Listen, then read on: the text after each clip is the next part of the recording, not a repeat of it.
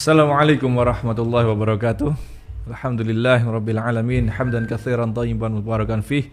Asyhadu an la ilaha illallah wahdahu la syarikalah wa asyhadu anna Muhammadan abduhu wa rasuluh. Allahumma shalli wa sallim ala nabiyyina wa maulana Muhammadin wa ala alihi wa sahbihi ajma'in. Amma ba'd. Pemirsa, saya Dakwah TV, Madani TV, rekan Dakta 107 FM Bekasi, LKC TV, kemudian sahabat Al-Ihsan TV, RDS Radio Dakwah Syariah 104,1 101,4 Oh 101,4 Maaf Solo. pemirsa. Kembali 101,4 Solo. Yang alhamdulillah pada malam hari ini kita ketemu kembali dalam acara kesayangan kita, yang insya Allah selalu dinanti para pemirsa sekalian, yaitu The Show Sharing Online with Ustadz Rifki Ja'far Thalib. Assalamualaikum Ustadz. Waalaikumsalam warahmatullahi wabarakatuh. Sehat Ustadz? Alhamdulillah. Alhamdulillah. Semangat ya. Semangat Kemarin walaupun nuansa di sini cukup mendung ya. Cukup mendung. Jadi kita khawatir juga nanti kalau tiba-tiba kita lagi ceramah, tiba-tiba hujan gitu ya. tiba-tiba hujan kan khawatirnya noise nanti, suara itu ada berisik. Adakah kemungkinan awan masuk rumah? Bukan awannya, cuma kan berisik suaranya Oh itu berisik. ya. Oh iya. Khawatirnya. Baik, kita kemarin sudah habis dari Panggul ya. Panggul. Apa kabar Mas Dwi? Apakah masih nobar? Enggak kayaknya ya. Puri. Malam hari ini Ustadz, kita akan bahas tema yang juga nggak kalah menarik seperti biasanya. Kita akan bahas sudut pandang lain dari rumah tangga Ustadz. Nah, kali ini kita akan bawakan tema ketika masa indah menjadi masa idah. Ketika masa indah, Ya. artinya indahnya rumah tangga ya. Indahnya rumah tangga. Indahnya rumah tangga, indahnya pernikahan menjadi masa Idah. artinya diceraikan mungkin atau mungkin meninggal dunia. Wah, seru banget. Seorang perempuan yang menjadi single mom. Bisa jadi juga laki-laki yang menjadi duda. Ya betul. Baik, Hanya saja ini kan hanya sekedar istilah ya, karena Istilah. laki-laki nggak ada idah ya. Oh iya, betul. Bahaya kalau laki-laki ada idah ya. Terus bagaimana? Ya, kita akan bahas seputar itu Ustadz, karena memang selepas Quran ini banyak yang pengen dikuatkan. Dulu indah sekali ketika masih bersama-sama, kemudian begitu cepatnya waktu, begitu cepatnya sebuah kejadian itu yang banyak yang nggak diduga-duga ternyata membuatnya menjadi masa idah ini Ya bagi Allah, ya. para istri. Kalau Bahaya. para suami yang menjadi duda, seperti kawan kita sendiri, namanya boleh kita sebut? Ustadz? Iya. Kawan kita sendiri di MCI Kediri, yaitu Pak Tony, dan Oh, juga iya. sama istri beliau sendiri juga aktif di MCI itu. Dan itu masa Mbak indah Leni. ya, karena menunggu Masa kelahiran seorang buah hati. Masya Allah, luar biasa. Dan kita akan kupas nanti seputar apa ya istilahnya, kegundahan, keresahan. Ya Allah Ustaz, bagaimana belum bisa melupakan, Aduh. bagaimana caranya ini, terus apakah nanti bisa dapat lagi yang ya minimal sama lah, kalau Iya. nggak lebih baik ya, karena Tapi pasti. Ana mau minum dulu ya. Oh, Kok keliru? apa itu Ustaz? Kok kayak minyak? Minyak goreng, minumnya Sultan sekarang. Masya Allah, Sultan Jadi, minumnya minyak. Sekarang kalau jadi Sultan itu minumnya bukan air putih, minyak goreng. Oh. Karena harganya kan juga lagi bagus sekarang ya, Minyak, 12.000. ini nanti setengah kilo. kalau bikin sensasi lagi bisa Ustaz. Kan disuruh ngerebus ya, tapi ngerebusnya pakai minyak. Goreng ya? Bes. Merebus dengan Minyak. minyak. Nggak usah, kukus saja. Kukus, tapi buat ngukusnya yang di bawah bukan air tapi minyak. Minyak. Atau dipakai rujak aja. Rujak pakai minyak. Rujak kan biasa untuk Mencairkan mulutnya itu kan ya. ada airnya. Itu airnya pakai mengencerkan. minyak. Tapi Sombong amat. sombong Bismillah. amat. Tapi memang gitu Ustaz. Kalau kita lihat acara masak-masak tuh ya Ustaz. Ya. Kalau merebus kayak mie gitu Tapi supaya yang di komen seru nih. Heeh. Minyak Ustadz, biasanya kan nyimak. Heeh. Ini Minyak, Ustadz. Masya Allah. Baik. Terus bagaimana tadi? biasanya kalau apa namanya? Kalau acara masak tuh, kalau mie supaya nggak lengket tuh, Ya. itu ngerebus mie itu dikasih minyak. Memang begitu ya? Iya, supaya Memang nggak begitu. lengket. Nah, ini berarti minyak itu memang kebutuhan. Jadi bukan kemudian ada pertanyaan, emangnya ibu-ibu di rumah goreng terus ya? Memang gimana? Iya, betul. Betul ya. Di Kota Manah butuh minyak berapa liter Wah, sehari? luar biasa. Kita kalau beli bukan lagi 1 liter, kita sekali beli itu sekitar 25 liter, 50 liter karena untuk warung ya. Jadi Huliganan ya berarti jangka ya. panjang langsung, nggak beli per hari seliter gitu Dan bukan. memang itu kan kebutuhan untuk jalannya ekonomi masyarakat juga kan, ekonomi rakyat juga kan. Kebutuhan minyak itu. Jadi termasuk bahan pokok mungkin ya, udah menjadi bahan pokok mungkin. Bahkan kalau ada bagi-bagi sembako kan mesti ada minyaknya kan. Ada minyaknya. Nah itu artinya secara tidak langsung kita pun paham bahwa minyak itu sudah menjadi kebutuhan sehari-hari yang tidak mungkin kita terpisah darinya. Masya Allah. Baik, kita kembali fokus kepada Iya. materi. Kenapa bahas minyak ya? Minyak ya? Antum sih. Apakah minyak ini menyebabkan seseorang menjadi masa iddah? Maka kita akan kupas pada Bisa jadi. bisa Bisa ya? jadi. Kita akan Sip. kupas pada pertemuan malam hari ini dengan tema Mahalnya harga minyak. Dengan tema ketika masa indah menjadi masa iddah. iddah. Tafadhal, Nah. Ustaz. Baik, jazakumullah khair al-akh Abu Shanum atas apa yang telah disampaikan. Assalamualaikum warahmatullahi wabarakatuh. Waalaikumsalam. Bismillahirrahmanirrahim. Alhamdulillahi rabbil alamin.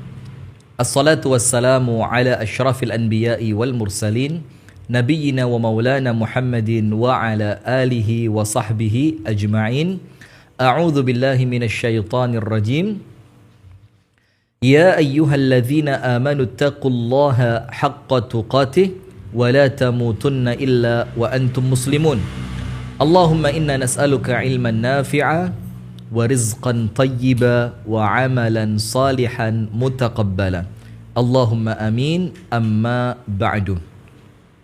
Pemirsa Madani TV dimanapun Anda berada, kemudian pemirsa LKC TV dimanapun Anda berada, kemudian pendengar Dakta 107 FM Bekasi dimanapun Anda berada, dan pendengar RDS Solo, Radio Dakwah Syariah Solo 101,4 FM dimanapun Anda berada, dan tidak lupa pemirsa setia Sayap Dakwah TV dimanapun Anda berada. Puji dan syukur alhamdulillah kita haturkan kepada Allah karena di malam hari ini di nuansa yang cukup menyenangkan walaupun suasana sedikit mendung ya. Alhamdulillah pada tanggal 18 di bulan Sya'ban tahun 1443 Hijriah kita dipertemukan Allah, diberikan kemudahan oleh Allah, diringankan oleh Allah untuk kembali menyapa pemirsa setia dalam acara The Show di malam hari ini. Kita berdoa kepada Allah Ta'ala semoga apa yang kita amalkan, semoga apa yang kita niatkan di malam hari ini mendatangkan ridho dari Allah untuk kita bersama, dan amalan ini mulai awalnya sampai nanti akhirnya oleh Allah Subhanahu wa Ta'ala diterima dan dicatat sebagai ibadah. Amin, ya Rabbal Alamin.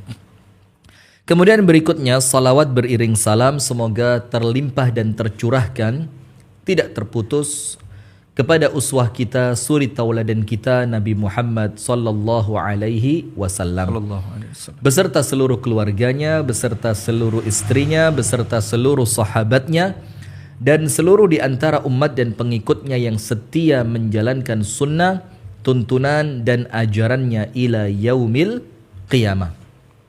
Pemirsa yang dirahmati oleh Allah Subhanahu wa Ta'ala, apa tema kita malam hari ini? Saat masa indah menjadi masa iddah.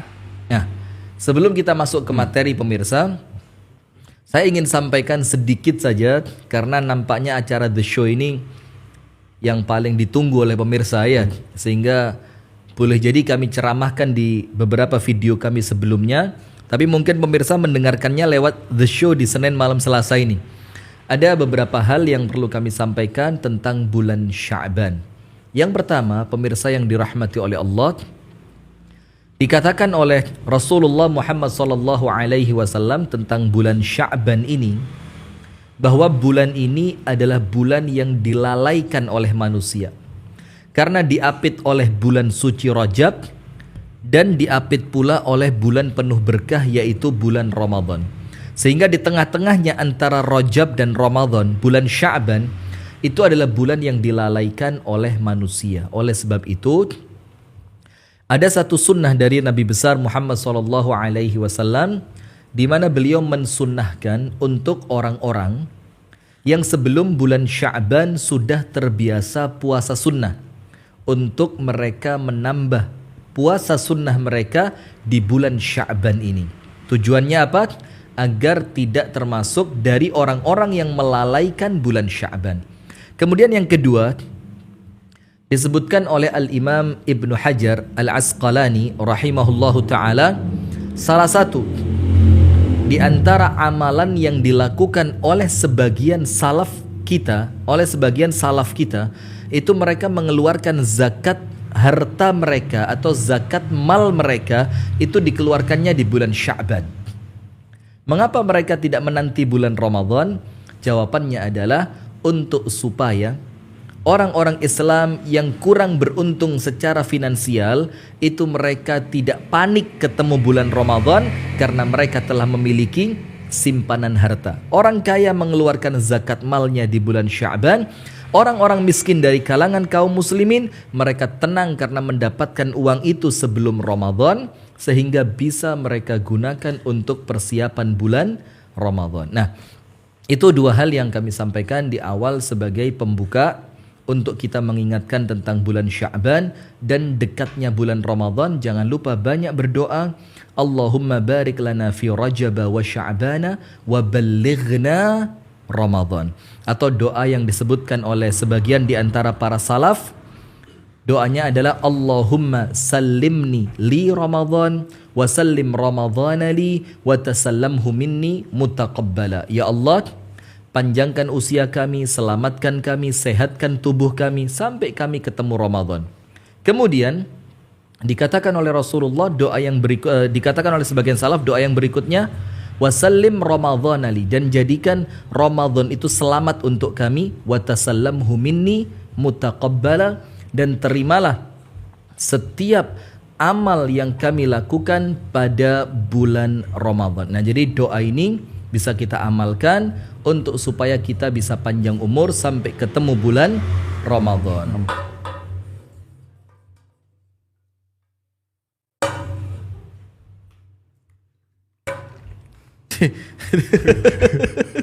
Antum ngapain? Itu yang lagi viral, Ustaz. Yang gini-gini tuh, yang di sirkuit. Oh, karena di luar hujan. Ya, kalau itu kan pengen menghentikan hujan, Ustaz. Kalau antum menghentikan hujan air mata dengan tumpahan minyak goreng. Subhanallah. Ya kan sekarang mak-mak ini nangisnya kan karena minyak langka kan. Nah, kita mau tiru lah, siapa tahu nanti tidak lagi hujan air mata gitu. Jadi antum bukan pawang hujan yang hujan air ya? Bukan. Antum pawang hujan air mata. Air mata. Kalau ini syirik bukan kira-kira? Ya Subhanallah. bisa jadi. Tolong dipahami pemirsa ya.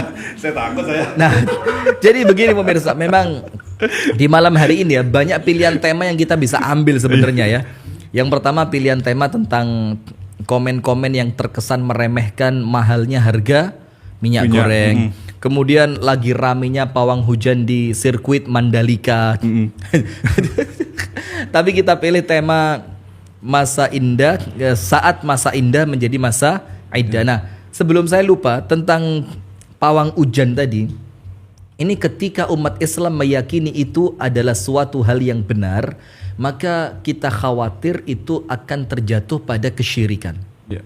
Bisa jadi syiriknya besar, bisa jadi syirik kecil. Kapan pawang hujan yang dipercayai itu menjadi syirik besar?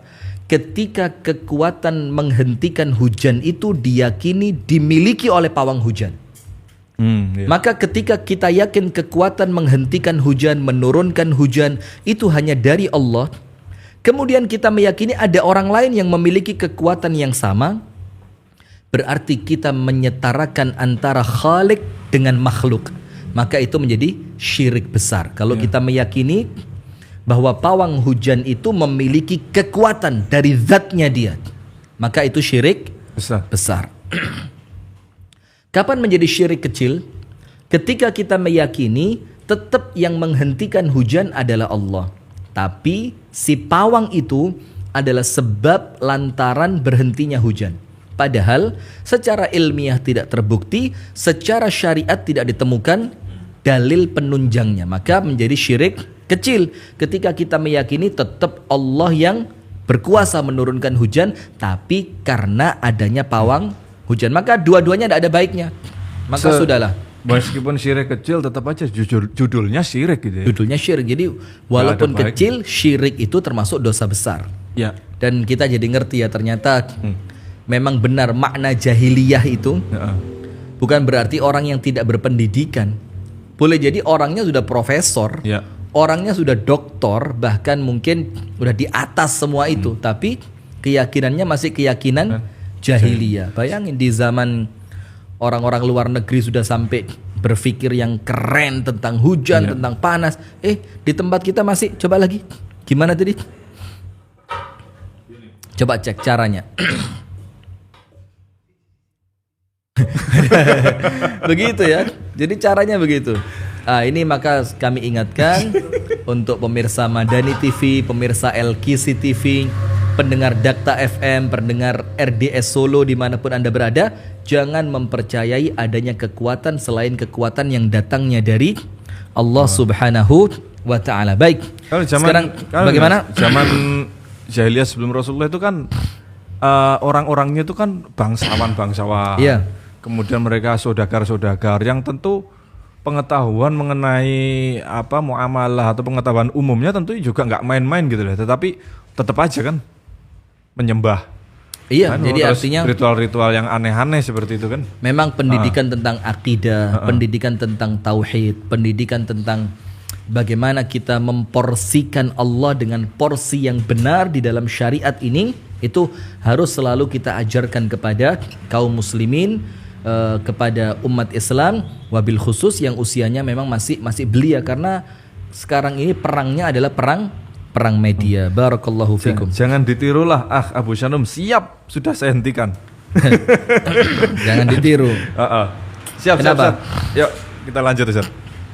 Baik, pemirsa yang dirahmati oleh Allah Subhanahu wa Ta'ala, sekarang kita fokus pada materi kita saat masa indah menjadi masa iddah. Nah, begini.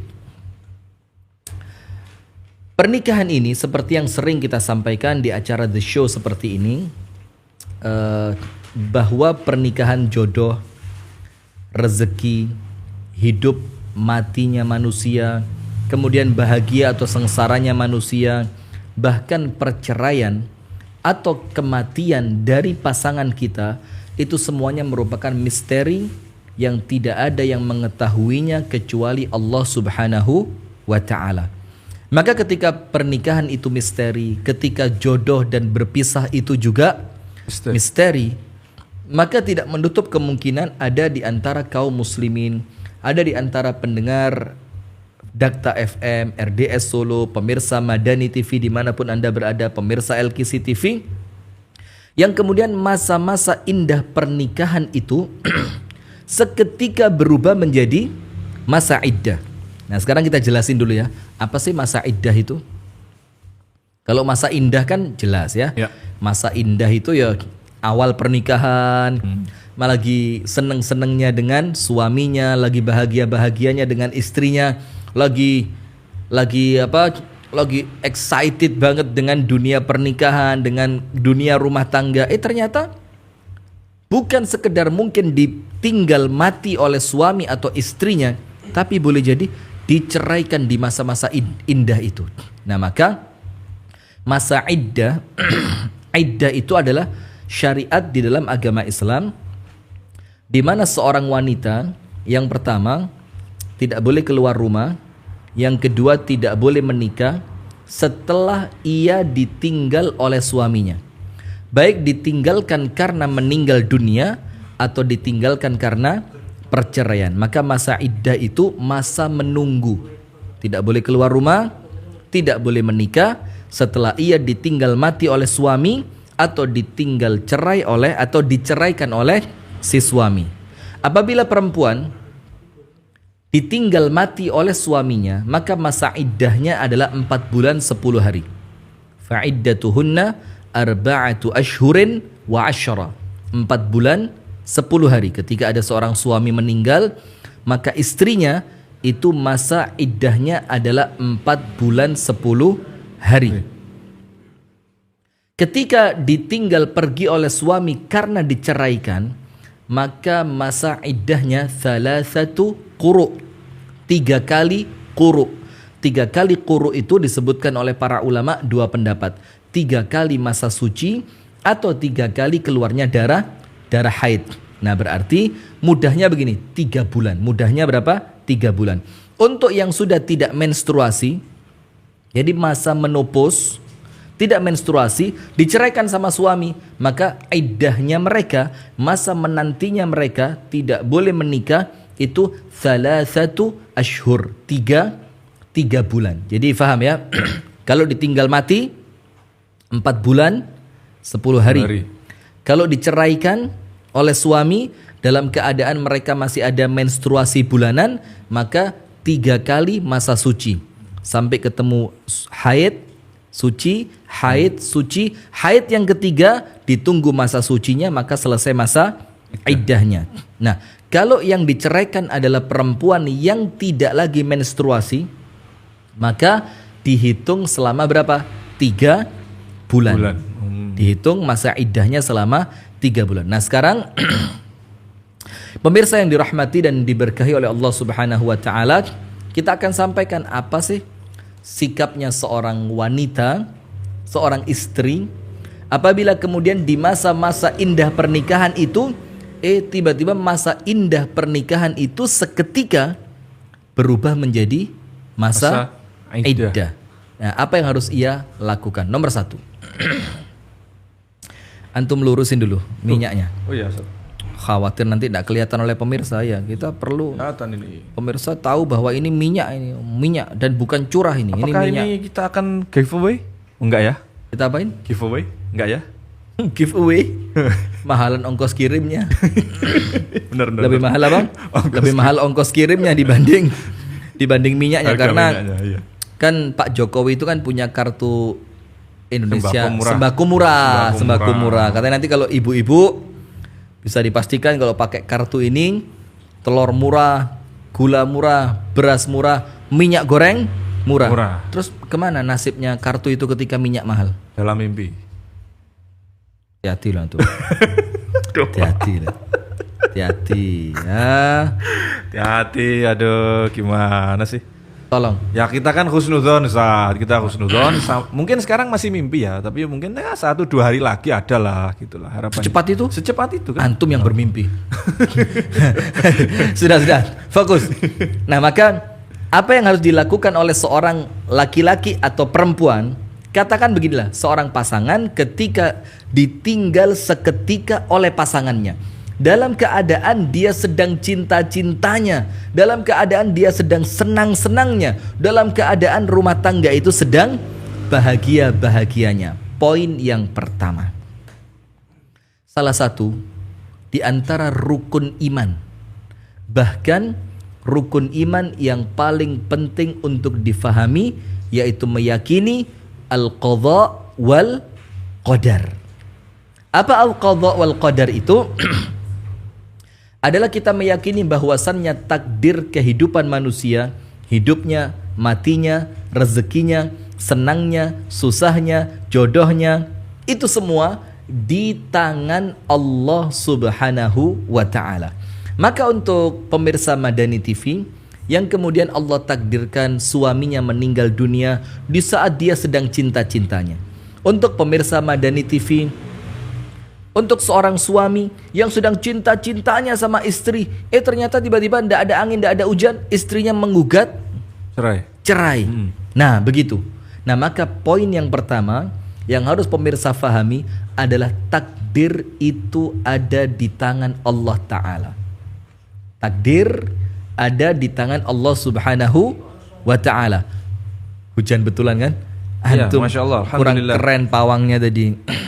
Mandalika kemarin, diginiin langsung itu. Langsung deres. Langsung turun petirnya, bawang gitu.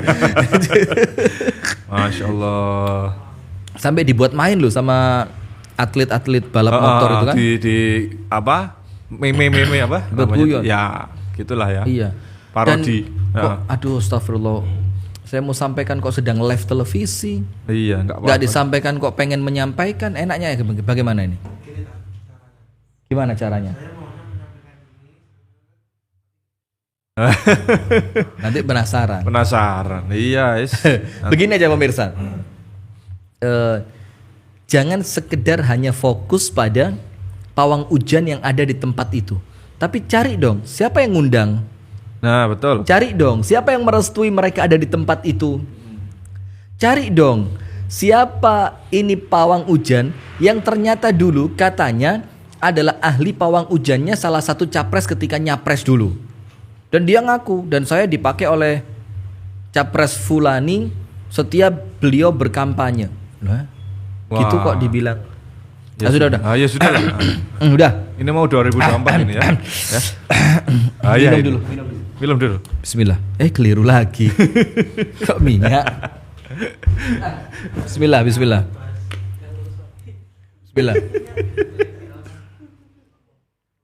Insya Allah nggak bahaya nih konten ya. Kembali ke laptop. Halus. Tipis-tipis aja Mas. Kasih info Mas. Baik, maka pemirsa kita kembali fokus. Apabila Anda sedang sedih karena ditinggal pasangan di saat Anda sedang sayang-sayangnya, maka poin pertama Anda yakin Anda tidak bisa keluar dari ketetapan takdir Allah Subhanahu wa ta'ala. Karena hidup mati, jodoh, rezeki, kemudian usia, nasib, itu semua ada di tangan Allah Subhanahu wa ta'ala. Sementara apabila kita mendapati takdir, yang takdir itu adalah takdir yang kurang baik, maka kita bisa menjadikan takdir yang kurang baik itu ladang pahala untuk kita. Saya kasih contoh. Ada seorang perempuan berkulit hitam di zaman Rasulullah Muhammad SAW, yang kemudian perempuan itu oleh Allah Subhanahu wa ta'ala diuji dengan penyakit ayan. Jadi dia perempuan yang berpenyakit ayan. Maka perempuan itu datang kepada Rasulullah sallallahu alaihi wasallam dengan membawa takdir yang dia hadapi, yaitu perempuan berkulit hitam dengan penyakit ayan. Apa yang terjadi? Akhirnya perempuan itu mengatakan di hadapan Rasulullah sallallahu alaihi wasallam, "Ya Rasulullah, inni usra." Ya Rasul, aku ini perempuan dengan penyakit ayan. Yang tentu siapa laki-laki mau menikah dengan dia kan? Ya. Nah, maka tentu gambaran indahnya rumah tangga, gambaran memiliki momongan, hamil, menyusui, itu akan jauh dari dia. Gara-gara dia menganggap dengan penyakit ini tidak akan ada laki-laki yang mau menikah dengan saya. Maka dia mengatakan kepada Rasulullah, "Ud'ullaha an yashfiyani." Tolong ya Rasul, doakan aku kepada Allah agar Allah Subhanahu wa ta'ala memberikan kesembuhan dari penyakit ini. Maka An-Nabi SAW memberikan pilihan buat perempuan itu, karena Rasulullah tidaklah memberikan kepada umatnya kecuali yang terbaik. Sebagaimana kita ingat ketika Siti Fatimah radhiyallahu taala anha capek karena pekerjaan rumah tangga, kemudian meminta pembantu kepada Rasulullah, yang diberikan oleh Rasulullah yang lebih baik dari pembantu. Karena Rasul tidak akan memberi kecuali yang terbaik. Maka apa yang terbaik yang diberikan oleh Rasulullah kepada Siti Fatimah? Kata Rasulullah, apabila engkau akan tidur, bacalah subhanallah 33 kali, alhamdulillah 33 kali, Allahu Akbar 34 kali. Rasul bilang itu semua lebih baik dibandingkan pembantu. Nah, maka perempuan berkulit hitam dengan penyakit ayan ini pun oleh Rasulullah dikasih pilihan. Yang pertama, Rasulullah mengatakan kepada perempuan itu, apabila engkau mau, aku doakan kepada Allah dan Allah akan memberikan kesembuhan kepadamu. Tapi ada pilihan yang lebih baik. Apabila engkau mau, sabarti walakil jannah. Engkau sabar dengan penyakit ayanmu ini, sementara ketika engkau masih hidup di dunia, dan Allah gantikan untuk kesabaranmu itu dengan syurga. Maka perempuan ini pasti dia ketika mendapatkan tawaran syurga, dia tidak akan pilih yang lain. Nah, maka salah satu makna yang kita ambil dari hadis ini adalah ketika seorang hamba ridho ikhlas, dan dia sabar atas ketetapan yang Allah berikan kepadanya. Ketika masa indah menjadi masa iddah, maka Allah akan gantikan dengan kesabaran itu syurganya Allah subhanahu wa ta'ala. Sebagaimana Allah ta'ala berfirman, innama yuwaffas sabiruna ajrahum bighairi hisab. Maka poin pertama, Allah hanya memberikan ganjaran tanpa hisab untuk orang-orang yang sabar. Maka untuk anda-anda sekarang yang menyaksikan kami, untuk para wanita yang ditinggal mati oleh suaminya, untuk laki-laki yang sedang sayang-sayangnya sama istri, kemudian istrinya Allah tetapkan meninggal dunia, maka apa? Ridho, ikhlas, dan sabar atas ketetapan Allah. Karena apa? Wama, dan tidaklah Allah mentakdirkan sesuatu untuk hambanya kecuali takdir itu pasti membawa kebaikan. Jadi itu poin yang pertama. Ada pertanyaan yang berulang juga. Apa itu? Ustadz, bagaimana sih caranya bersabar? Setelah saya berjuang begini, setelah saya melakukan ini, setelah saya berdoa, setelah saya ini, kok ternyata masih belum ada perubahan dan sebagainya. Nah, cara bersabar nih Ustadz yang berulang-ulang kita terima dari pemirsa ini. Iya. Kok sepertinya kesulitan. Sabar itu susah ya. Kok kesulitan caranya gitu loh. Jadi gimana ya? Kalau teknis itu kan kita juga gak bisa gambarkan. Kita Ya. kesannya kok selama ini memberikan teori sabar itu baik, sabar itu mendatangkan kebaikan. Di balik kesabaran ada kemenangan, kemuliaan, kemudahan. Terus bagaimana triknya supaya sabar? Nomor 1, Anda harus yakin bahwa keadaan buruk yang sedang terjadi itu tidak akan lama. Inna ma'al usri yusra. Inna ma'al usri yusra. Di balik kesulitan pasti ada kemudahan. Maka poin pertama, yakin di balik kesabaran ada apa? Kebaikan. Itu poin pertama. Jadi yakin bahwasannya keburukan yang sedang Anda rasakan saat ini, kesulitan yang Anda rasakan saat ini, kesusahan yang sedang Anda rasakan saat ini, itu tidak akan berjalan lama. Tapi pasti ada berhentinya. Maka selama Anda menanti datangnya kemudahan, kebahagiaan, kesenangan, maka di waktu itu Anda harus sabar. Yang kedua, meyakini bahwa tidak ada pemberian yang terbaik yang Allah berikan kepada seorang hamba kecuali sabar. Wa ma u'tiya ahadun 'ata'an khairan wa awsa' minas sabr. Tidaklah seorang hamba diberi oleh Allah dengan suatu pemberian yang lebih luas dan lebih baik dibanding Allah berikan kesabaran. Maka dilatih. Karena kalau saya mampu sabar, artinya ini merupakan pemberian terbesar dari Allah kepada seorang hamba. Yang ketiga, pahala yang paling besar yang Allah berikan itu bukan untuk orang yang rajin sholat, bukan untuk orang yang rajin sedekah, bukan untuk orang yang rajin silaturahim, tapi pahala terbesar itu hanya Allah berikan kepada orang sabar. Nomor 1, yakin keadaan ini ada selesainya. Yang kedua, yakin bahwa sabar adalah pemberian Allah yang terbesar.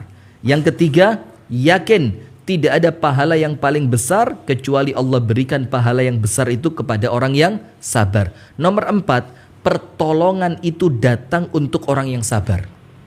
Rasulullah bersabda, fa innan nasra ma'as sabr. Kemenangan itu ada bersama kesabaran.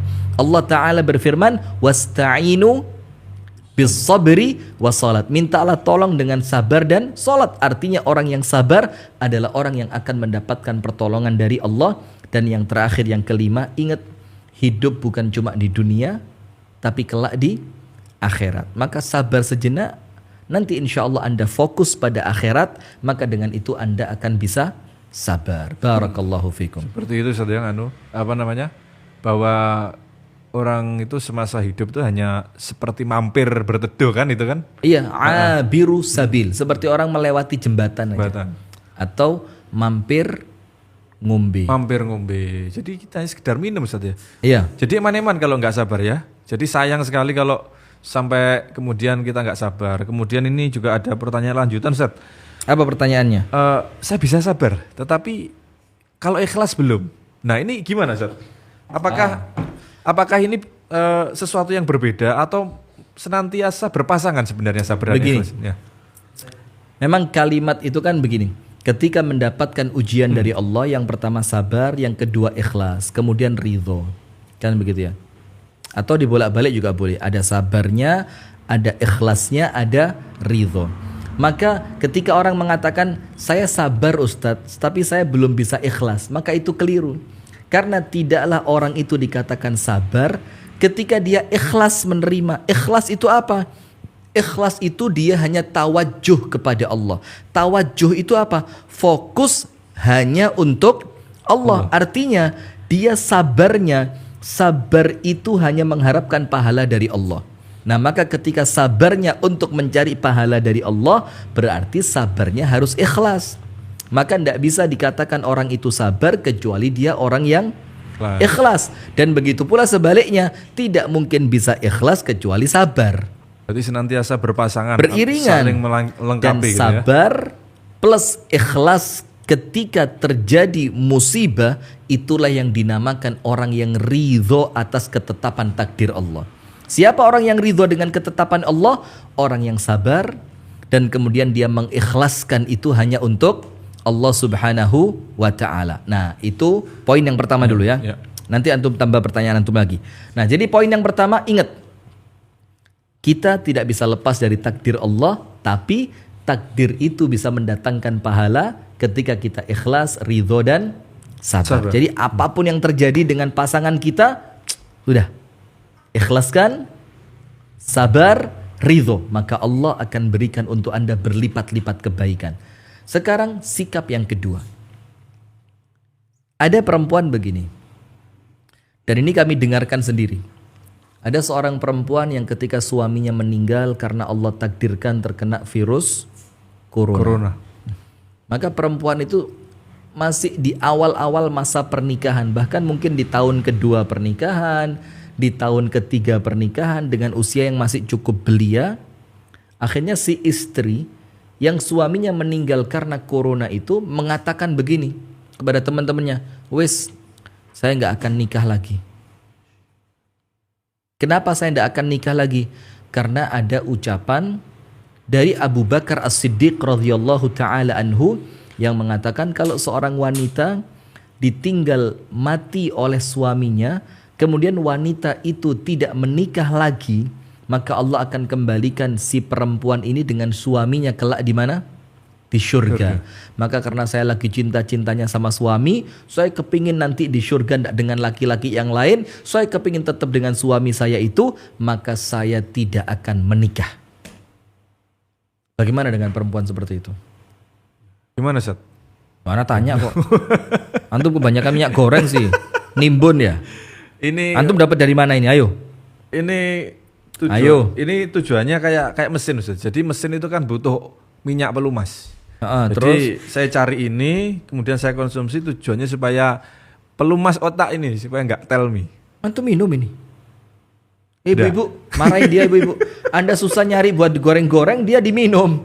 Ya Allah, sultan ya, minuman sultan. Minuman sultan, minyak. Jadi sekarang yang mengaku sultan itu minumnya harus minyak goreng. Minyak goreng. Minuman mahal. Subhanallah, subhanallah. Baik, kita lanjutkan ya. Untuk perempuan yang seperti yang saya ceritakan barusan, jadi dia menganggap udahlah saya nggak usah nikah lagi, karena saya betul-betul tulus cinta kepada suami. Atau bahkan seorang laki-laki mengucapkan ucapan yang sama, saya tidak akan menikah lagi. Kenapa? Karena saya begitu tulus mencintai istri saya yang telah meninggal dunia, dengan harapan nanti di akhirat Allah kumpulkan mereka di surga. Maka keadaan perempuan atau laki-laki yang semacam ini, kalau yang kami dengar pribadi itu perempuan yang ngomong, keadaannya tidak terlepas dari dua perkara. Nomor satu, boleh saja Anda tidak menikah setelah suami meninggal dunia. Boleh nggak? Boleh. Dengan syarat Anda yakin Anda tidak akan terjatuh pada fitnah, keburukan, dan perzinaan. Karena normalnya manusia, Allah ciptakan seorang wanita butuh laki-laki, seorang pria butuh wanita. Kan begitu. Nah ketika di usia belia dia telah ditinggalkan oleh suaminya, dan dia yakin saya tidak akan terjatuh pada perzinaan, baik zina mata, zina chatting, zina fisik dengan laki-laki lain, maka Anda boleh melakukan itu. Dan yang kedua, Anda yakin bahwa suami Anda yang meninggal itu tempatnya di surga, sehingga nanti ketika Anda tidak menikah, suami itu akan narik Anda masuk ke dalam surga.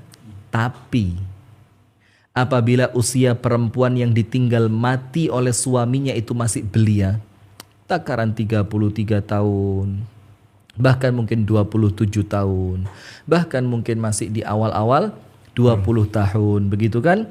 Atau bahkan mungkin masih usia 40-an yang memang dia masih butuh secara naluriah kepada laki-laki.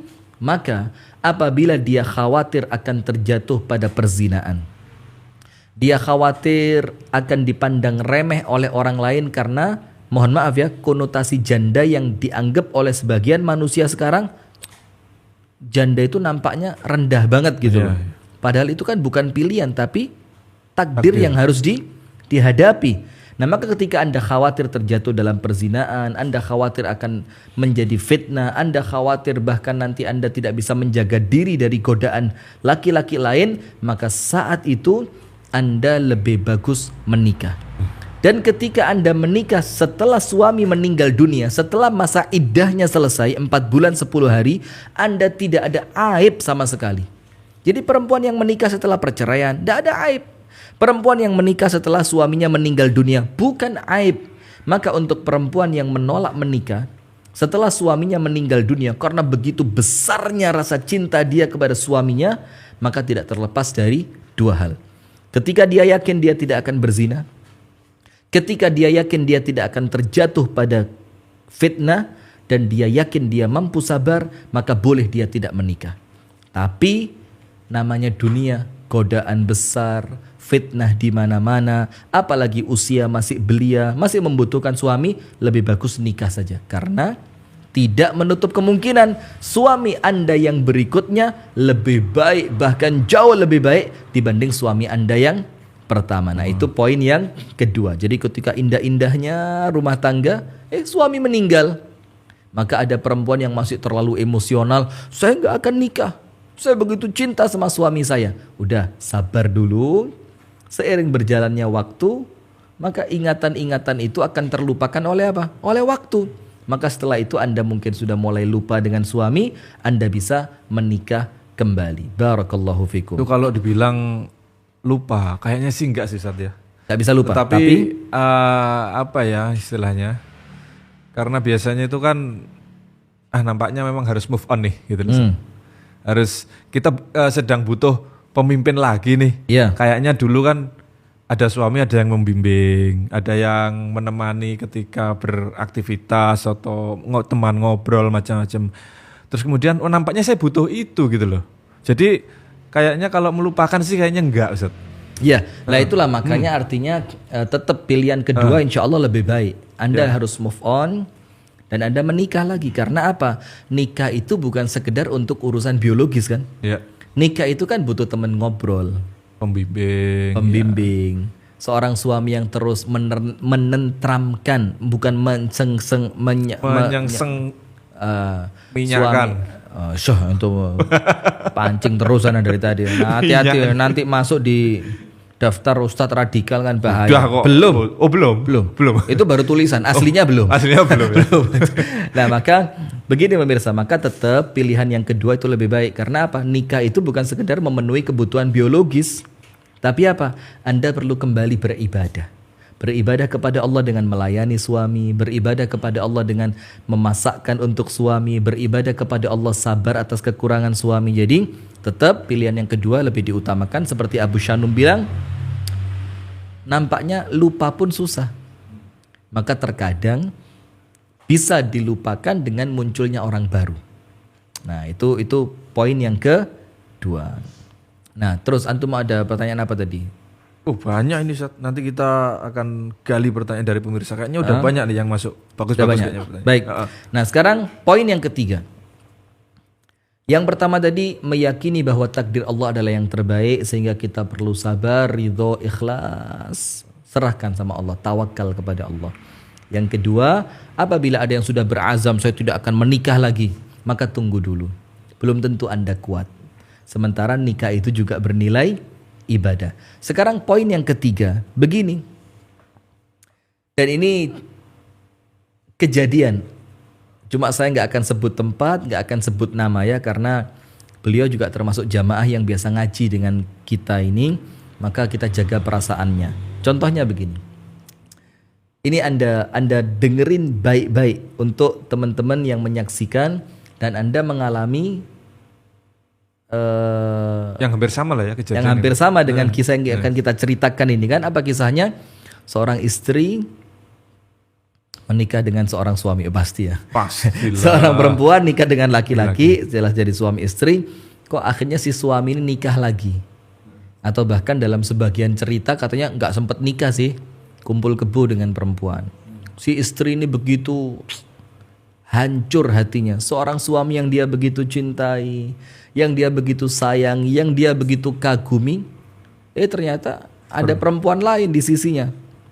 Sampai akhirnya apa? Si istri ini ikhtiar untuk sabar.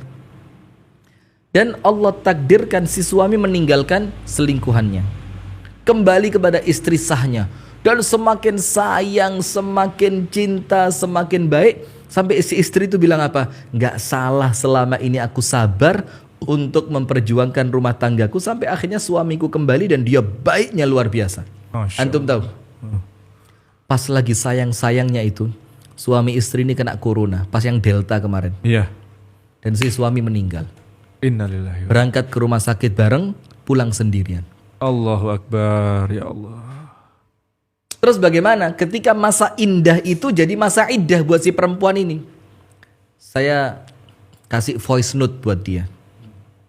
Saya kasih pesan suara. Artinya ucapan bela sungkawa bahwa apa yang Allah takdirkan adalah yang terbaik. Insya Allah nanti Allah akan berikan di balik semua ini hikmah-hikmah yang sebelumnya dia belum ketahui, kan begitu. Terus saya sampaikan di akhir voice note itu, saya sampaikan begini. Dan ini mohon maaf ya kalau mungkin nanti ada terjadi kesalahpahaman, tapi niat kita insya Allah senantiasa baik begitu ya. Mudah-mudahan bisa difahami juga dengan baik. Begini, saya bilang ke ibu itu, Bu, boleh jadi Allah ingin menjadikan suami Anda itu betul-betul nampak baik di mata Anda. Dan kesan yang Allah tinggalkan kepada Anda atas suami itu kesan yang baik sampai dia meninggal. Sehingga Anda tidak melihat kesan buruk dari suami Anda sampai dia meninggal. Diwafatkannya suami pas Anda sedang cinta-cintanya, itu kebaikan dari Allah karena kita juga tidak tahu. Siapa tahu kalau suami masih hidup bersama istrinya itu, ini si suami akan menghancurkan hati istri untuk yang kedua kalinya. Faham gak? Yeah.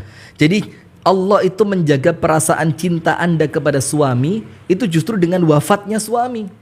Karena apa? Karena kalau suami tetap hidup, boleh jadi itu suami akan menyakiti Anda dan rasa hormat Anda, rasa cinta Anda kepada suami akan hilang. Apa artinya? Artinya wafatnya suami di waktu Anda sedang sayang-sayangnya, ketika masa indah itu menjadi masa iddah, itu boleh jadi apa? Boleh jadi itu rahmat Allah untuk Anda, supaya perasaan cinta Anda kepada suami itu tidak hilang karena pengkhianatan. Jadi oleh Allah ditetapkan rasa cinta Anda kepada suami itu dengan meninggalnya suami. Karena apa? Namanya manusia, kita tidak tahu loh apa yang terjadi. Yeah. Kedepannya akan terjadi apa pada rumah tangga kita, nanti suami kita akan melakukan apa, nanti istri saya akan melakukan apa, kan gak ada yang tahu. Maka untuk Allah menjaga kesan baik ini tetap ada, maka oleh Allah kesan baik itu tetap ada sampai suaminya wafat. Karena apa? Boleh jadi kalau tidak wafat akan muncul kesan-kesan yang tidak baik. Wallahu ta'ala a'lam bissawab. Dan ini juga pelajaran juga bagi para suami, Ustaz. Apa pelajarannya? Artinya dengan banyaknya kisah, banyaknya contoh-contoh, ya mungkin salah satunya kejadian yang seperti ini, maka satu, kita nggak tahu meninggalnya kapan kan gitu. Iya. Kok ternyata ini tadi Allah takdirkan beliau meninggal dengan kesan yang baik, ya kan? Tapi kan, ya namanya nggak tahu, umur itu kan, tiba-tiba ketika kita melakukan sesuatu yang menyakitkan istri begitu ya, para suami itu, ternyata Allah wafatkan di posisi itu. Nah kan malah nggak asik. Iya, malah nggak asik kan. Artinya kesan yang ditinggalkan oleh dia ketika meninggal justru kesan yang buruk. Maka sampai kemudian ketika istri itu melihat suaminya meninggal, ya udah kapok, biarin aja karena dia nyakitin saya kan. Akhirnya tidak muncul doa yang baik, tidak muncul kesan yang baik, tidak muncul akhir cerita yang baik kan begitu. Malah tidak asik. Artinya juga ikhtiarnya seorang pemimpin rumah tangga ini, suami ini juga harus senantiasa berusaha sekuat tenaga membuat kisah-kisah kehidupan ini yang baik, indah, indah itu tadi. Jadi bikin masa-masa indah tadi. Kesan-kesan indah dalam rumah tangga sehingga ketika di antara kita ada yang Allah wafatkan lebih dahulu, maka yang tersimpan di memori itu semuanya memori yang apa? Yang asik-asik, yang seru-seru, yang indah-indah. Nah maka itu poin yang ketiga pemirsa. Atau kita bikin quotes Ustaz. Apa itu? Kita ukir masa indah sebelum akhirnya terpisah dan istri kita mengalami masa idah gitu ya. Itu kayak kita optimis mati duluan. Antum mana enggak? Insyaallah panjang umur, sehat walafiat dalam taat kepada Allah. Amin ya rabbal alamin, dan kepada semua pemirsa Madani TV. Jadi saya ulang lagi, poin pertama, ingat kita harus ridho atas ketetapan Allah. Poin yang kedua, kita perlu faham. Apa yang kedua tadi? Kok anak lupa? Astagfirullah. Apa tadi ya? Ikhlas, sabar, apa tadi ya? Yang kedua, iya. untuk perempuan yang mengatakan saya tidak akan nikah lagi. Bismillah, insya Allah Allah berikan yang lebih baik. Poin yang ketiga, ingat bisa jadi takdir kematian itu untuk suami Anda atau untuk pasangan Anda itu justru cara Allah untuk menyelamatkan rumah tangga ini dari kesan buruk. Sehingga kesan yang muncul adalah kesan yang senantiasa baik. Yang keempat, dan ini penting sekali untuk difahami oleh perempuan ataupun laki-laki yang mereka ditinggal pergi oleh pasangannya di saat indah-indahnya. Apa itu? Boleh jadi Allah ingin menjadikan hidup Anda itu hanya indah dengan Allah saja. Bisa difahami gak? Jadi Allah ingin mengukirkan kisah hidup Anda itu. Itu indahnya bukan dengan makhluk. Tapi Allah ingin menunjukkan kepada Anda keindahan-keindahan di dalam hidup Anda. Kebahagiaan-kebahagiaan di dalam hidup Anda. Kesenangan-kesenangan di dalam hidup Anda yang itu murni Allah berikan kepada Anda tanpa seorang pun di antara makhluknya. Sehingga cinta kita kepada Allah itu menjadi utuh. Sehingga kita bisa melihat Allah Ta'ala itu dengan pandangan Allah ala kulli syai'in qadir. Keindahan itu hanya dari Allah, zat yang maha indah. Kebahagiaanku itu murni hanya Allah yang memberi. Bukan sekedar karena suami, bukan sekedar karena istri, bukan sekedar karena anak-anak, bukan sekedar karena orang tua. Tapi Allah bisa memberikan keindahan kepadaku. Allah bisa memberikan kebahagiaan kepadaku murni dari Allah secara langsung tanpa melewati makhluk. Dan ada cerita juga. Ada cerita tentang ini kan. Sebagaimana diucapkan oleh Al-Imam Muhammad ibnu Idris Asy-Syafi'i. Di mana Al-Imam Muhammad ibnu Idris Asy-Syafi'i beliau mengatakan begini. Ketika engkau sedang ada masalah, dihimpit oleh masalah, penuh dengan problem, kesulitan, kerepotan, kesempitan. Anda dalam posisi yang betul-betul terdesak. Dan ternyata di saat itu teman-teman Anda, orang-orang yang berada di sekitar Anda semuanya meninggalkan Anda. Justru pas Anda butuh-butuhnya sama dia, ternyata dia meninggalkan Anda. Maka apa kata Al-Imam Asy-Syafi'i rahimahullahu ta'ala? Al-Imam Asy-Syafi'i mengatakan, yakinlah saat itu Allah ingin menyelesaikan masalah Anda sendiri. Jadi Allah langsung yang ingin turun tangan. Allah langsung yang ingin menyelesaikan tanpa bantuan manusia-manusia di sekitar Anda. Sehingga saat itu kecintaan Anda utuh hanya untuk Allah. Rasa terima kasih Anda hanya bulat untuk Allah. Sehingga Anda itu melihat yang maha kuasa, betul-betul hanya Allah. Allah kuasa, makhluk tidak kuasa. Nah, maka contohnya begini. Ada seorang perempuan mencintai laki-laki. Dan ini kisah nyata. Atau gantilah subjek dan objeknya ya. Seorang laki-laki mencintai perempuan. Yang dia mikir begini, aduh saya kira-kira nggak bisa hidup kalau nggak pakai dia. Kira-kira saya nggak akan bisa bahagia kalau dia tidak ada di samping saya. Saya nggak akan senang lah di dunia ini, mau jadi orang kaya, mau jadi crazy rich. Udah di penjara ya.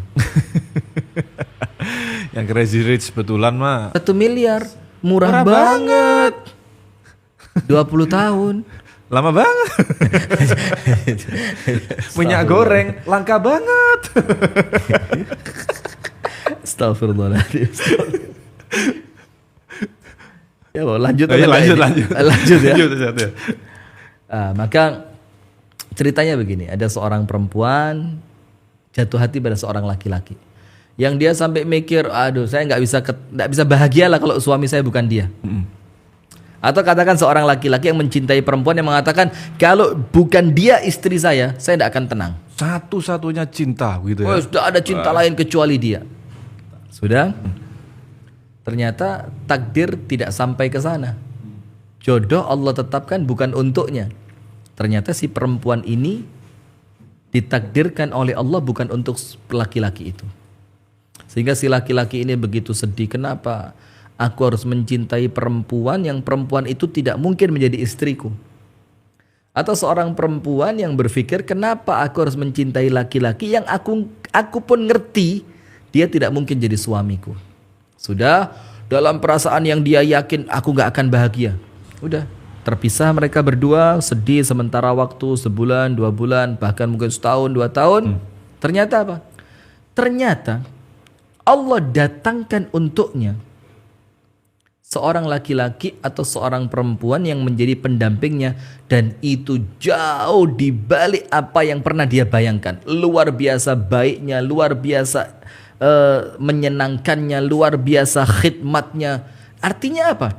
Artinya ketika sekarang terjadi bahwa suami Anda meninggal dunia karena takdir COVID atau karena Anda diceraikan pas Anda sedang indah-indahnya rumah tangga itu dan sekarang menjadi masa iddah, maka yakin Allah punya kejutan-kejutan indah untuk Anda, di mana Allah ingin memberikan keindahan itu tanpa lewat siapapun. Allah ingin tunjukkan, hambaku hanya aku kebahagiaanmu. Hambaku hanya aku yang bisa memenuhi hatimu dengan keceriaan. Hambaku tanpa dia pun aku bisa menjadikan dirimu bahagia. Maka poin yang keempat, jangan bergantung bahagia hanya pada pasangan, tapi bahagia Anda di tangan Allah Subhanahu wa ta'ala. Apa? Kemudian apa itu? Antum baca apa sesuatu ini? Saatnya kita baca pertanyaan ya, karena Lah, masih ada satu lagi, cuma satu apa? lagi. Kita lanjutkan aja, Ustaz. Nanti enggak, pertanyaan dulu, gitu pertanyaan dulu. Sambil saya mikir, saya mau ngomong apa yang poin berikutnya. Kayak enggak tahu aja. Dikira pemirsa apaan nih? Iya. Mana tadi pertanyaan? Oh, gini Ustaz.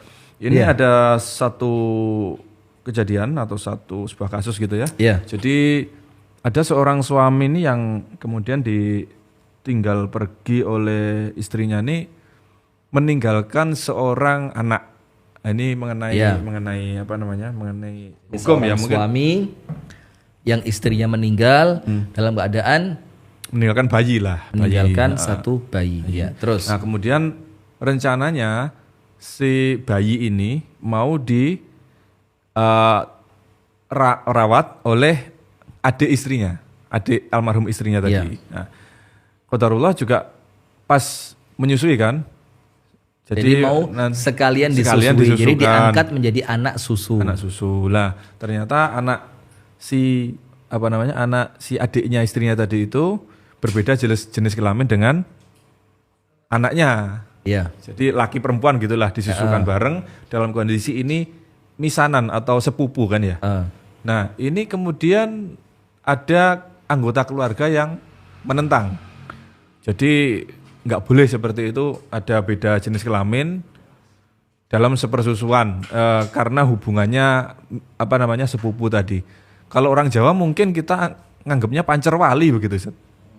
Nah, pancerwali itu kan ada kakak beradik memiliki anak yang berbeda jenis kelamin, kemudian tidak boleh saling menikah. Kalau orang Jawa mengatakan pancerwali. Nah itu gimana Ustaz? Apakah ada seperti itu? Baik. Ini sama sekali kita tidak sedang mencela budaya apapun ya. Yang kita sedang bicarakan adalah porsi kasus ini di dalam syariat Islam. Ya betul. Supaya tidak terjadi kesalahpahaman, karena sekarang kita ngomong dikit somasi. Wah ini menentang kearifan lokal. Kembali ke situ lagi. Bahkan ada yang lucu. Jangankan nahan hujan, nahan pipis saja nggak kuat. ada aja. Jangankan nahan hujan, nahan apa tadi? Nahan pipis saja nggak kuat. Nahan keluarnya keringat itu nggak bisa kan? Iya kan? Pawang keringat. Pawang keringat kan nggak ada, adanya pawang hujan. Jadi saya mau lari, tapi tanpa siang berkeringat. Matahari, dengan jarak yang 2 km, treknya menanjak, saya panggil pawang keringat. Tolong, tahan keringat saya biar tidak keluar.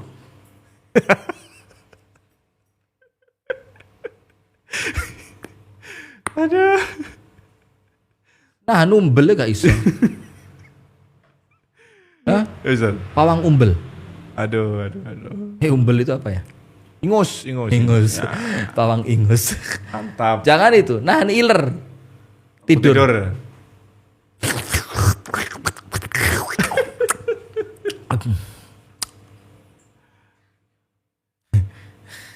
Gak karu-karuan. Apa tuh Ustaz? Pemirsa yang dirahmati dan diberkahi oleh Allah Subhanahu wa taala. Kita intermezzo karena dari tadi banyak emotikon nangis Ustaz. Jadi kita khawatir ini nangis. Jangan nangis. Teriak aja. Podo aja. Podo sama aja. Apa tuh Ustaz? Baik begini. Pemirsa yang dirahmati dan diberkahi oleh Allah Subhanahu wa taala, pemirsa setia Madani TV dimanapun Anda berada.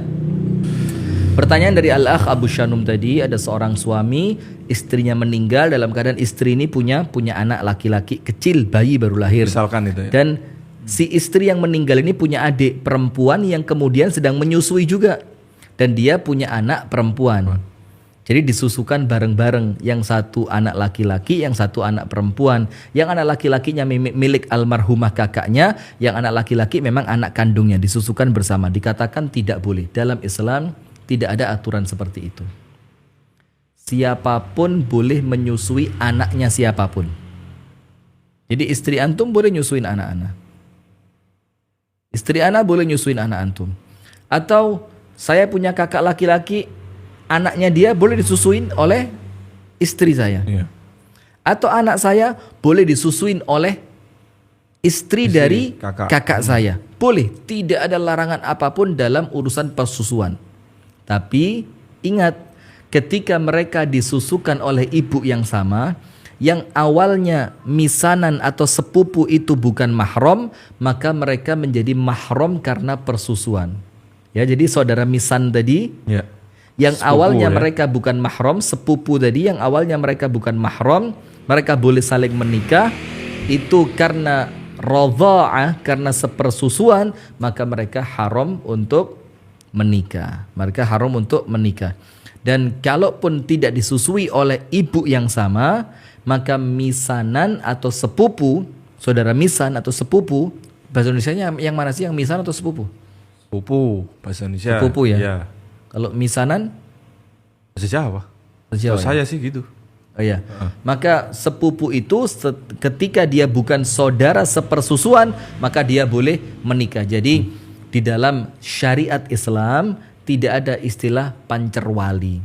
Kalau dalam budaya Jawa ada seperti itu, ya monggo-monggo saja. Tapi kita bicara sesuai kapasitas yang kita bicarakan sesuai dalam porsi takaran syariat Islam. Wallahu ta'ala a'lam bissawab. Ada pertanyaan Ustaz, kita baca dulu. Baik, mana tadi? Cari, bingung ini. Kok muter-muter ya? Komen cukup rame ya. Rame sekali nih. Ustadz, ini saya, Assalamualaikum Ustadz. apabila ada ikhwan yang bercerai dikarenakan sering bertengkar sama siapa ya? Namun setelah bercerai, si istri merasa bahwa mantan suami adalah yang terbaik dan sering merayu dan menggoda. Oh, jadi setelah sudah terlanjur cerai, menyesal dan sering merayu dan menggoda si mantan suami tadi. Kemudian namun si ikhwan ini selalu berusaha untuk tidak menghiraukan rayuan dan godaan mantan istri. Dikarenakan ingat An-Nur, surat An-Nur ayat 26. Menurut Ustadz gimana sikap ikhwan seharusnya? Nah, apakah tetap tidak menghiraukan dikarenakan ikhwan ini memiliki 3 buah hati? Dan dahulu ketika masih suami istri, pihak wanitanya sering caper laki-laki lain.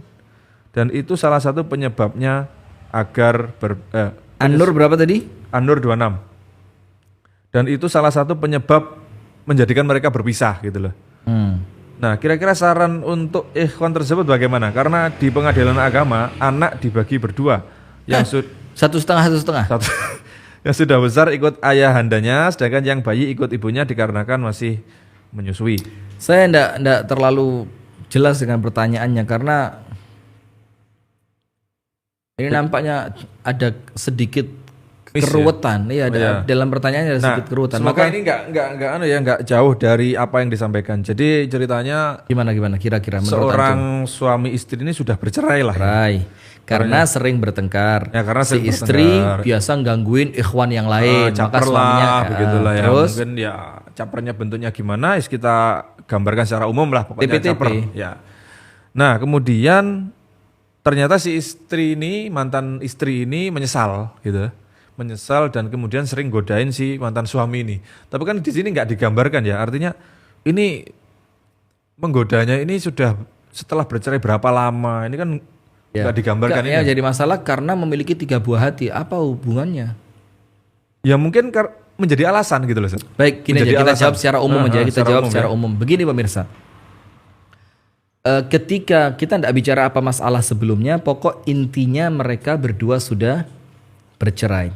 Maka ketika mereka berdua sudah bercerai dan sah cerainya, dalam artian perceraian itu sudah melewati masa iddahnya, sudah lewat 3 kali masa suci dan tidak ada rujuk di sana, maka artinya sudah betul-betul tidak lagi ada hubungan. Berarti mereka antara mantan suami dan mantan istri itu betul-betul menjadi orang asing yang mereka bukan mahram. Terus si istri menyesal, boleh menyampaikan sama suami, saya kok nyesel ya, mau nggak rujuk dengan saya gitu. Itu haknya istri. Tapi ketika si suami tidak berkenan, itu juga haknya siapa? Suami. Si istri tidak boleh memaksa karena saat itu Anda bukan lagi suami istri. Dan keadaan si istri menggoda mantan suaminya, mantan istri menggoda mantan suaminya itu sudah tidak boleh.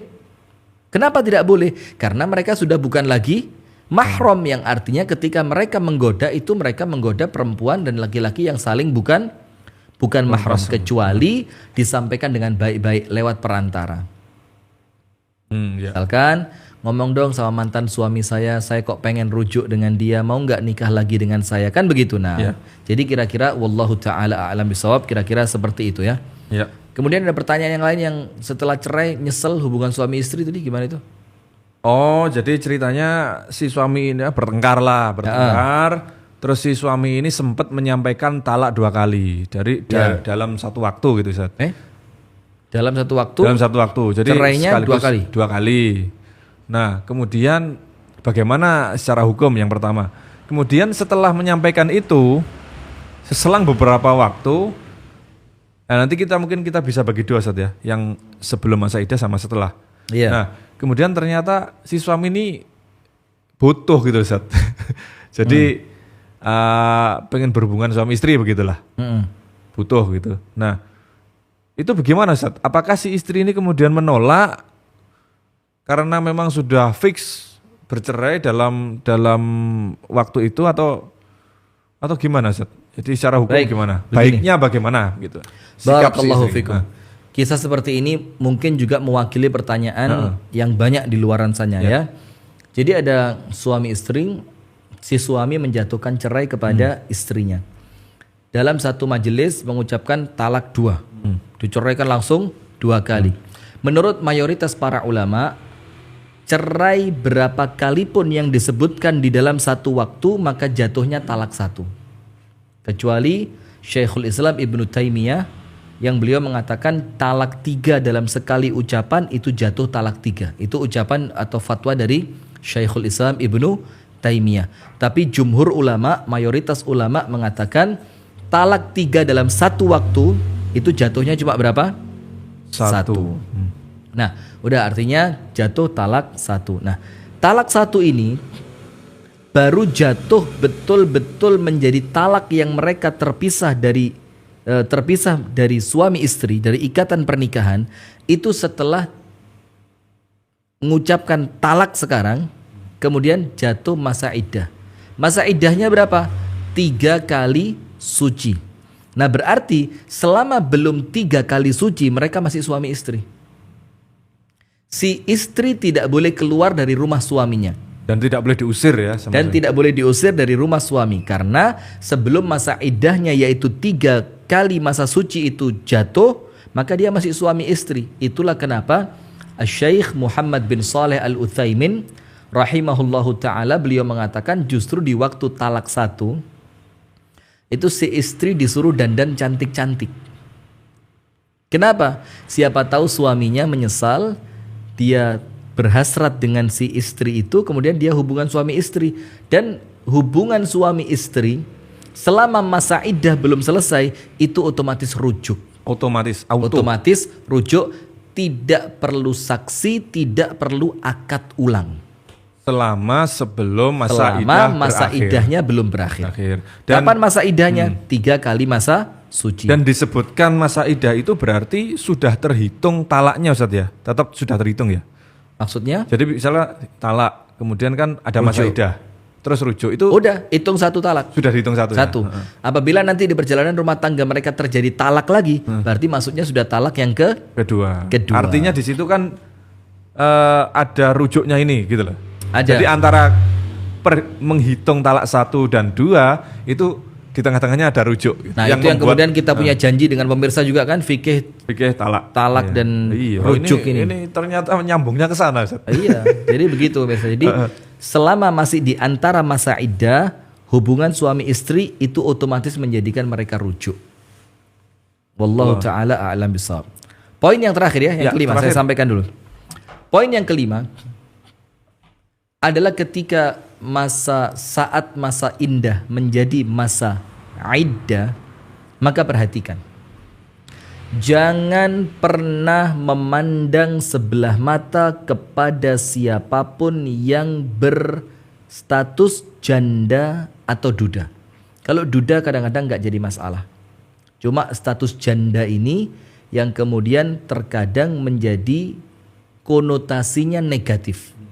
Sampai jadi lagu, janda mana yang kau sukai, atau sampai ada lagu pilih mana perawan atau janda. Itu atau bahkan ada istilah kutunggu jandamu. Nah, maka poin yang kelima yang terakhir, Anda tidak hina ketika Anda memegang status janda, apalagi jandanya cerai mati.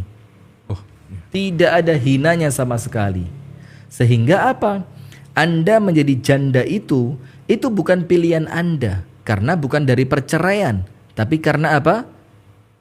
Kematian, karena wafatnya suami. Nah, maka dengan itu saya sampaikan kepada kaum muslimin dimanapun Anda berada, jangan pernah menganggap remeh orang yang berstatus janda. Jangan pernah memandang sebelah mata orang yang berstatus janda. Jangan pernah menganggap aib, menjadikan mereka bahan candaan, menjadikan mereka bahan guyonan, menjadikan mereka bahan omongan karena status janda yang mereka sandang. Tapi lihat keadaan para sahabat Nabi. Ketika mereka melihat ada teman mereka yang meninggal dunia, dalam keadaan teman yang meninggal ini meninggalkan istri, maka para sahabat Nabi itu berebut untuk menikahi istri dari sahabatnya tadi. Tentu setelah masa iddahnya selesai. Kenapa? Bukan sekedar karena kecantikan istri yang ditinggal mati oleh suaminya, bukan karena sekedar kekayaan yang dimiliki oleh istri yang ditinggal mati oleh suaminya, tapi perasaan mereka ingin mengayomi, melindungi, menjaga istri dari mantan teman istri dari teman mereka yang meninggal dunia itu. Jadi perasaannya itu perasaan ingin melindungi, kesian dia. Dia istri dari sahabat saya. Sekarang sahabat saya meninggal. Terus yang menghidupi dia siapa? Yang menjaga dia siapa? Yang mengayomi dia siapa? Sehingga para sahabat itu berebut. Tapi berebutnya untuk nilai ibadah. Menjaga, merawat, mengayomi. Oh, gak perlu dinikahin dong, fulus. Duh, dia perempuan yang butuh suami. Dia juga secara biologis seorang wanita yang butuh laki-laki. Maka kalimat gak perlu dinikahi dong. Nah itu juga kalimat yang kurang tepat. Itu justru malah berbahaya kan Ustaz? Gak perlu dinikahi tapi digodain. Nah, kan jadinya artinya malah merendahkan wanita. Jadi itu 5 poin yang kita sampaikan tentang ketika masa-masa indah menjadi masa iddah. Barakallahu fikum wa jazakumullahu khairan. Kami kembalikan kepada Al-Akh Abu Shanum. Baik Ustaz, ini mungkin satu pertanyaan penutup. Ustaz, ya. Karena memang waktu yang juga sudah lebih dari 1 jam, kemudian ini masih banyak sebenarnya. Iya.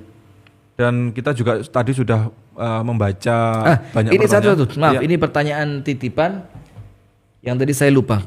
Qadarullah pas ana baca pas pertanyaannya sama. Itu mungkin penutup ya Ustaz. Ini penutup. Ya. Nah, ini singkat aja, singkat aja. Ya, ini singkat. Begini. Apakah ucapan suami kepada istrinya, "Pulanglah kamu ke rumah orang tuamu." Apakah itu jatuh talak ataukah itu ucapan cerai atau bukan? Nah, maka begini pemirsa. Kita sampaikan dan ini berulang dan mudah-mudahan menjadi ilmu yang manfaat. Cerai itu atau talak itu ada 2 bentuknya. Yang pertama, ucapan talak secara jelas, wadih, jelas, hakiki, talak atau cerai.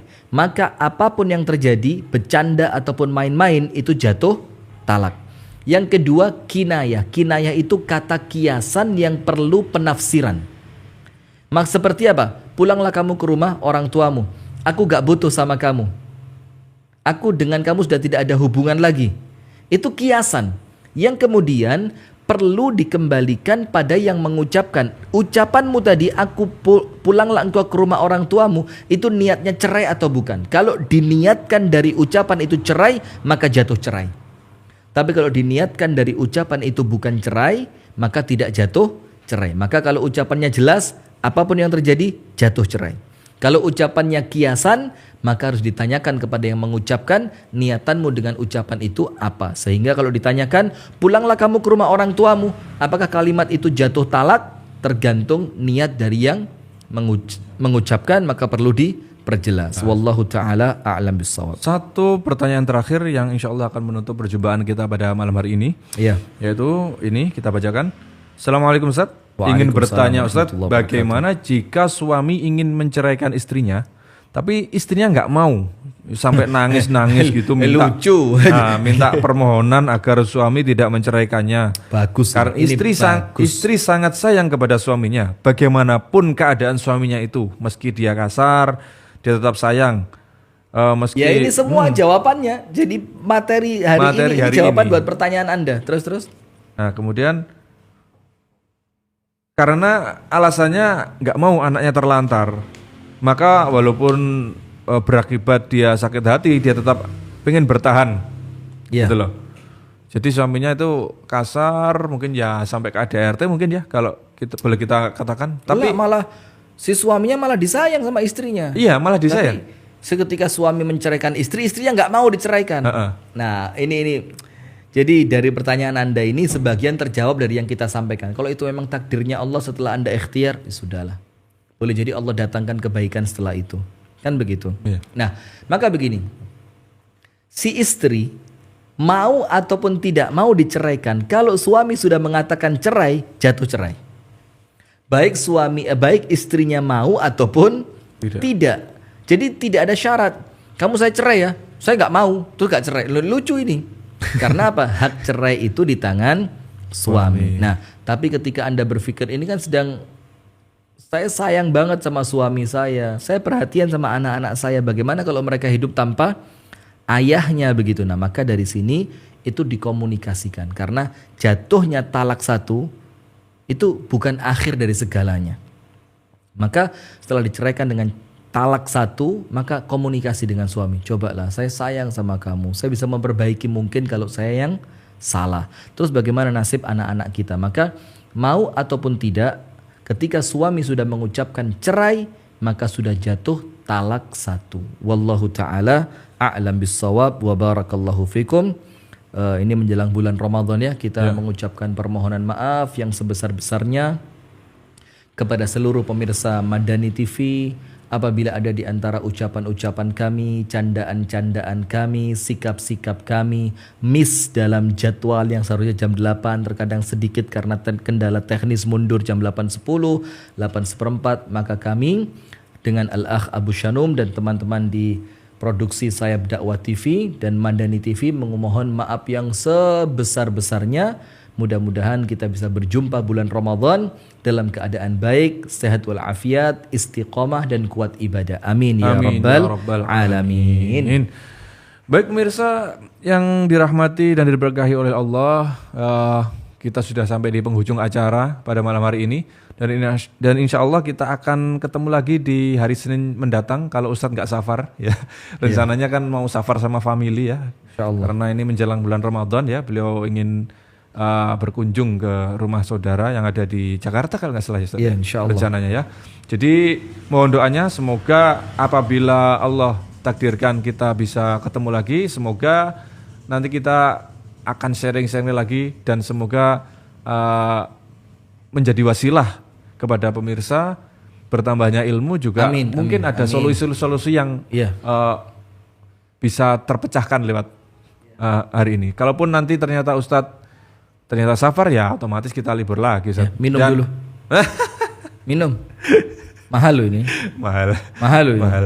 Tapi nggak usah pakai lah, direbus aja ya. Ya. Kukus, rujak. Dan kita doakan kalaupun nanti Ustadz jadi safar, kita doakan mudah-mudahan harga minyak cepat turun. Hubungannya sama safar. Itu minyak minyak bahan bakar. Bukan minyak wajah. Wajah berminyak. Peres lagi. Dan kita doakan beliau nanti agenda safarnya lancar, dimudahkan oleh Allah, kembali dalam keadaan sehat walafiat. Allahumma bertemu amin. dengan kita semua lagi. Amin amin ya rabbal alamin. Sekian dari kami, ada kurangnya seperti yang Ustadz sampaikan tadi, ada salah-salah kata, kami mohon maaf yang sebesar-besarnya. Kita tutup perjumpaan kita pada malam hari ini dengan doa kafaratul majelis. Subhanakallahumma bihamdika asyhadu an la ilaha illa anta astaghfiruka wa atubu ilaik. Alhamdulillahirabbil alamin. Assalamualaikum warahmatullahi wabarakatuh. Waalaikumsalam warahmatullahi wabarakatuh.